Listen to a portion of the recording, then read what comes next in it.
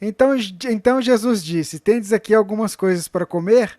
Deram-lhe um pedaço de peixe assado. Ele o tomou e comeu diante deles. Pergunto: Jesus em espírito comeu mesmo tal peixe? Ah, pois é. Ah, esse fenômeno aí que está sendo citado no capítulo de Lucas é 24 mesmo? A Bom, mas é referência que ela. é, é porque é curtinho, a parte da ressurreição é mais curtinha em Lucas, em Mateus que é mais comprido. Então, aí no capítulo de Lucas, Jesus já está ressurreto, já houve a crucificação, ele já apareceu para os discípulos, ele já está na Galileia conversando com eles e eles estão pescando peixes.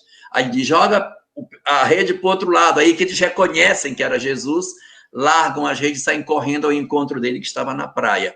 Eles se abraçam aquela festa, um Cristo plenamente físico.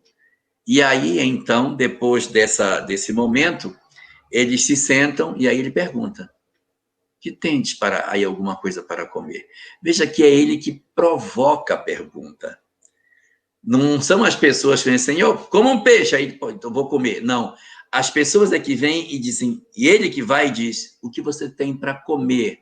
E eles apresentam um peixe assado e ele come esse peixe.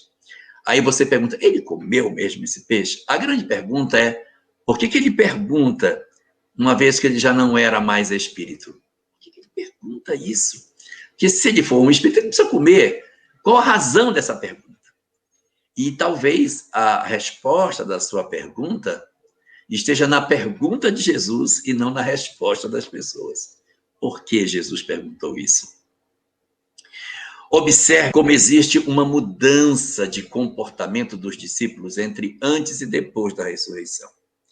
Antes da ressurreição, os discípulos eram temerosos, eram frágeis, eram muito impulsivos, eram espíritos como que ingênuos. Depois que a ressurreição acontece, um influxo de coragem, de força interior, de grandeza espiritual toma os discípulos. Por quê? Porque a ressurreição de Jesus teve um impacto extraordinário na personalidade de todos eles. Porque a ideia era o Messias vai viver depois da morte, vai, não vai? Mas quando eles veem que a morte não existe, quando eles veem um Jesus vivo que diz, coloca a mão na minha chaga, eles criam uma força interior tão grande que eles não temem mais o Império Romano. Eles não temem mais a morte, eles não temem mais nada. Sabe por quê? Porque a morte deixou de existir. O que Jesus faz nesse momento da praia, perguntando o que tendes para comer, é para dizer a eles, eu estou vivo, vocês viverão também, não é uma assombração, porque eles não gostariam de ser uma assombração. Ele não é uma assombração.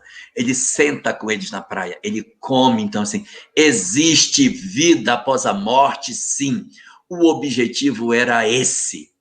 Mas para o peixe particular que você está perguntando, Jesus pode ter dado 1000 soluções para o problema. Ora, se ele pegou 5 pães e 2 peixes e alimentou 5.000 pessoas, fazendo aparecer peixe de 2 apenas, para conseguir alimentar 5.000 pessoas, tendo sobrado 12 cestos de pães e peixes, 12 cestos, o que não poderá ele fazer com um pedaço de peixe assado?